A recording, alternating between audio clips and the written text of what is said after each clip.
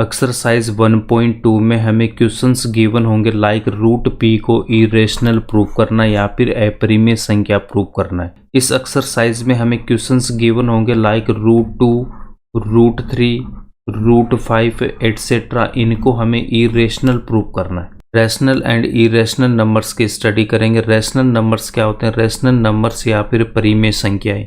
Rational numbers को P/Q की form में लिख सकते हैं और Q does not equals to 0। P and Q यहाँ पे इंटीजर्स होते हैं। इंटीजर्स को हम क्या बोलते हैं? पूर्णांक। तो P एंड Q क्या होते हैं? यहाँ पे इंटीजर्स होते हैं। इंटीजर्स क्या होते हैं? इंटीजर्स को मैं लिख सकता हूँ, या तो हम इसको Z से रिप्रेजेंट करते हैं या फिर इसको I से रिप्रेजेंट करते हैं। Z इक्वल्स टू इंटीजर में कौन से नंबर इंक्लूड हो गए? 0, उसके बाद में 1, 2, 3 कहाँ तक? इन्फिनिटी तक। -1 माइनस का 2 -3 कहाँ तक? माइनस इन्फिनिटी तक। +1 +2 +3 और यहाँ से जो इन्फिनिटी तक ये जो नंबर है इनको हम क्या बोलते हैं? Positive integers. इनको हम बोलेंगे पॉजिटिव इंटीजर्स या फिर धनात्मक पूर्णांक। पॉजिटिव इंटीजर्स या फिर धनात्मक पूर्णांक। पॉजिटिव इंटीजर 1 से स्टार्ट हो रहा, 1, 2, 3 कहाँ तक जाएगा? ये इन्फिनिटी तक जाएगा। इसका मतलब पॉजिटिव इंटीजर्स को हम क्या बोल सकते हैं? Natural numbers. Natural numbers. Natural numbers या फिर इनको हम बोलते हैं प्राकृत संख्या। इसको हम n से रिप्रेजेंट करते हैं। तो n की वैल्यू कितनी होगी? 1, 2, 3 कहाँ तक? इन्फिनिटी तक।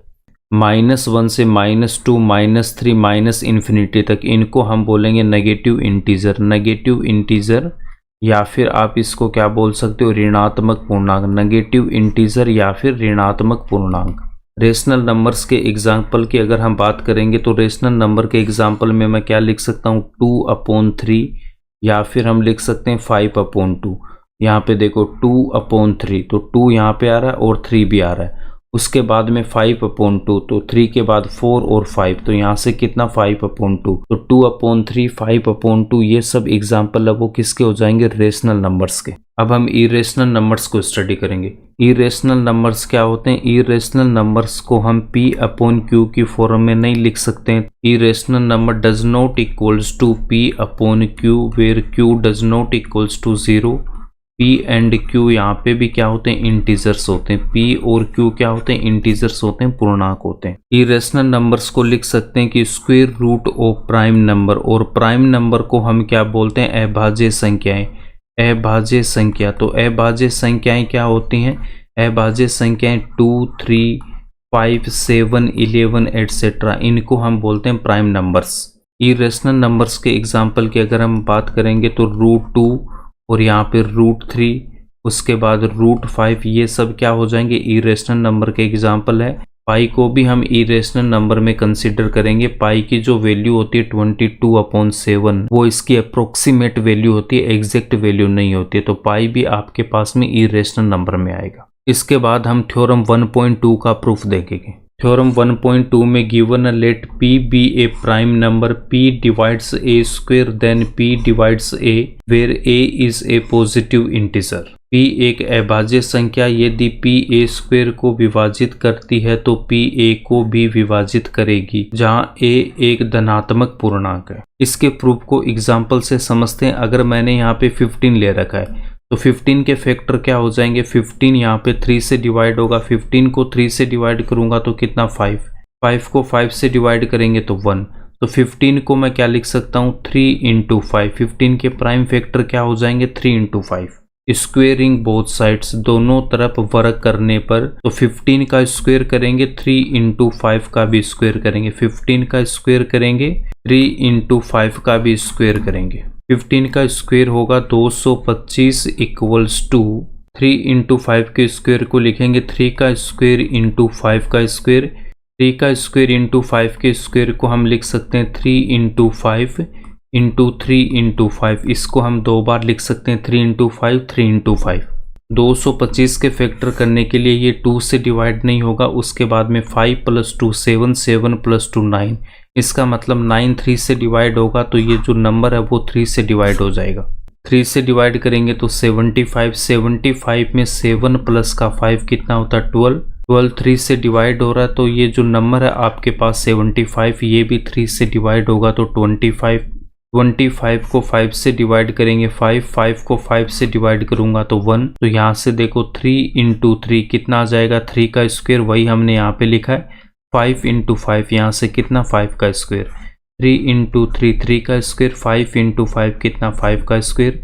तो 225 के फैक्टर क्या हो जाएंगे 3 का स्क्वायर इंटू 5 का स्क्वायर। 225 के फैक्टर क्या 3 इंटू 5। तो मैं यहाँ पे क्या लिख सकता हूँ कि इफ़ 225 को अगर मैं 3 से डिवाइड करता हूँ तो यहाँ पे वैल्यू कितनी आएगी इसकी 75, और 225 को अगर मैं 5 से डिवाइड करता हूँ तो यहाँ से वैल्यू कितनी आती है 45। देन अब यहाँ पे देखो 225 को 3 डिवाइड कर रहा है, तो यहाँ पे देखो क्या ये 15 को भी डिवाइड करेगा क्या। 225 कहाँ से आया था इस 15 के स्क्वायर से, तो 15 की अगर बात करता हूँ तो 15 को भी ये जो 3 है वो 15 को भी डिवाइड करेगा।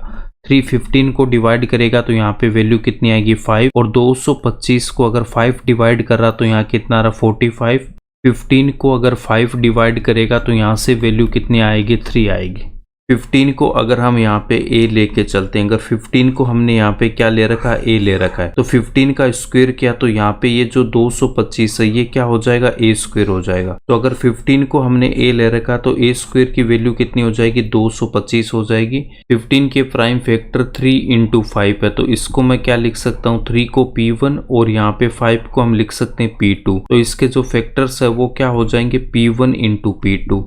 225 के फैक्टर्स को हम लिख सकते हैं, 3 को मैंने P1 ले रखा है और 5 को यहाँ पे P2, 3 को P1 एंड यहाँ पे 5 को ले रखा है P2। 225 को a स्क्वायर ले रखा, तो यहाँ पे ये जो 225 है इसको हमने क्या ले रखा a स्क्वायर, तो a स्क्वायर की वैल्यू कितनी है 225। डिनोमिनेटर में 3 है वो इसके प्राइम फैक्टर में आ रहा है, तो इसका मतलब इस 3 को हम यहाँ पे क्या लेंगे p लेंगे, तो p की वैल्यू कितनी हो जाएगी 3 हो जाएगी। p a स्क्वायर को डिवाइड कर रहा है, यहाँ पे p को हमने क्या ले रखा है 3 और a की वैल्यू यहाँ पे कितनी 15। p a को डिवाइड करेगा तो a स्क्वायर इक्वल्स टू 225, और यहाँ पे डिनोमिनेटर में जो 5 है वो इसका प्राइम फैक्टर है, तो इसको मैं क्या लूंगा यहाँ पे p लूंगा। a स्क्वायर अपॉन p आ रहा है, इसका मतलब p a स्क्वायर को डिवाइड कर रहा है। 15 को a ले रखा है और 5 को यहाँ पे p ले रखा है, यहाँ से क्या आ रहा है a अपॉन p, इसका मतलब p a को डिवाइड कर। यहाँ पे हमने जो p ले रखा वो p क्या होगा इसके प्राइम फैक्टर में से होगा, इसका मतलब p1 और p2 में से यहाँ पे p होगा, तो p belongs to p1 p2, p belongs to p1 p2। p की जो वैल्यू होगी वो आपके इसके प्राइम फैक्टर में से ही होगा, p की वैल्यू p1 एंड p2 में से कोई एक वैल्यू होगी। a स्क्वायर अपॉन p, इसका मतलब p a स्क्वायर को डिवाइड कर रहा है तो a अपॉन p, तो p a को भी डिवाइड करेगा। सेम यहाँ पे a square upon p, p a square को डिवाइड कर रहा है तो a अपॉन p, तो p a को भी डिवाइड करेगा। यही हमारी थ्योरम है। p डिवाइड्स a स्क्वायर, अगर p a स्क्वायर को डिवाइड कर रहा है तो उस केस में क्या हो जाएगा देन p डिवाइड्स a, तो a अपॉन p। ये थ्योरम हमें ध्यान में रखना, बस इतना सा कि a स्क्वायर अपॉन p है तब a अपॉन p होगा। अगर p a स्क्वायर को डिवाइड कर रहा है तो p a को भी डिवाइड करेगा। ये थ्योरम हमें ध्यान में रखना, बस इतना सा इसमें से। इस थ्योरम का हर एक क्वेश्चन और एग्जाम्पल में यूज होगा, तो इस थ्योरम को हमें बस इतना सा ध्यान में रखना है। If p divides a square then p divides a। p अगर a स्क्वायर को डिवाइड कर रहा है तो p a को भी डिवाइड करेगा, बस इतना सा हमें ध्यान में रखना है इस थ्योरम से। इस थ्योरम का प्रूफ कैसे लिखना उससे पहले मैं यहाँ पे एक बात और बताता हूँ। यहाँ पे ये जो प्राइम नंबर आपके पास में, तो प्राइम नंबर्स में अगर हम एक और एग्जाम्पल यहाँ पे लेते हैं कि जैसे 20/30, 40/30 भी रेशनल नंबर है। 20/30 इक्वल्स टू 20 को लिख सकते हैं 2 इंटू 10/30 को लिख सकता हूँ 3 इंटू 10, 10 से 10 यहाँ पे कैंसिल आउट होगा तो 2/3 आएगा। 20/30 को लिख सकते हैं p अपॉन q, 2/3 को मैं लिखूंगा यहाँ पे a upon b। Rational numbers में एक पॉइंट ध्यान में रखेंगे, देखो यहाँ पे कॉमन 10 आ रहा है, इसमें भी कॉमन 10 आ रहा है, इनमें कॉमन क्या कुछ भी नहीं है और यहाँ पे भी कॉमन कुछ भी नहीं है। रेशनल नंबर्स में कॉमन हो भी सकता है और नहीं भी हो सकता है, ये पॉइंट हमें ध्यान में रखना है। 20/30 रेशनल नंबर है, उसको हमने लिख रखा है p अपॉन q। इसमें कॉमन कितना आ रहा है 10, तो 10 कॉमन आ रहा था, उसको कैंसिल आउट करने के बाद जो हमारे पास एक और रेशनल नंबर आया है उसको हमने ले रखा है a अपॉन b, और यहाँ पे कॉमन क्या आपके पास में कुछ भी यहाँ पे कॉमन नहीं है। इस पॉइंट को हमें ध्यान में रखना है कि जब हमारे पास में कुछ कॉमन होगा उस कॉमन को हम कैंसिल आउट करने के बाद जो रेशनल नंबर आएगा उसको हम a अपॉन b से रिप्रेजेंट करेंगे और उसमें कुछ भी कॉमन नहीं होगा। इसके बाद थ्योरम 1.2 का हम प्रूफ लिखेंगे। Let a equals to P1 P2 P3 up to Pn। तो P1 P2 P3 ये इसके क्या हो जाएंगे, प्राइम फैक्टर्स हो जाएंगे। एग्जाम्पल में हमने 15 को ले रखा है और इसके प्राइम फैक्टर कितने, 3 इंटू 5। 15 को हमने ले रखा है a और 3 को P1 इंटू 5 को P2, तो a equals to P1 P2। तो सेम चीज हमने यहाँ पे लिखी हुई है, स्क्वेयरिंग बोथ साइड्स। तो a का स्क्वायर कितना हो जाएगा, a स्क्वायर, उसके बाद में P1 P2 P3 Pn, इसका हम स्क्वायर करेंगे। नेक्स्ट स्टेप में हम इसको यहाँ पे 2 बार लिखेंगे। यहाँ पे हमने 15 का स्क्वायर किया तो कितना आया था, 225। 225 के फैक्टर को हमने लिखा था 3 का स्क्वायर इंटू 5 का स्क्वायर। यहाँ से हमने लिखा 3 इंटू 5 इंटू में 3 इंटू 5 लिखा था। ये वैल्यू किसकी थी, ए स्क्वायर की थी, ठीक। तो P1 इंटू P2, उसके बाद यहाँ पे भी P1 इंटू हमने P2 लिख रखा है। इस स्टेप को हमने यहाँ पे लिख रखा है। If P divides A square, इसका मतलब ये हमें गिवन है कि यदि P ए स्क्वायर को डिवाइड कर रहा है, P इसके फैक्टर में से ही होगा। तो यहाँ से हमने जो डिवाइड किया था 225 को 3 से और 225 को 5 से हमने डिवाइड किया था, तो वो इसके फैक्टर में से ही है। इसका मतलब अगर P ए स्क्वायर को डिवाइड कर रहा है तो P को P1 P2 P3 सोन Pn में से होना पड़ेगा। अगर P ए स्क्वायर को डिवाइड कर रहा है, इसका मतलब P को P1 P2 P3 up to Pn इसके प्राइम फैक्टर में से ही होना होगा। वही हमने यहाँ पे लिखा हुआ, then P must be 1 to the P1 P2 P3।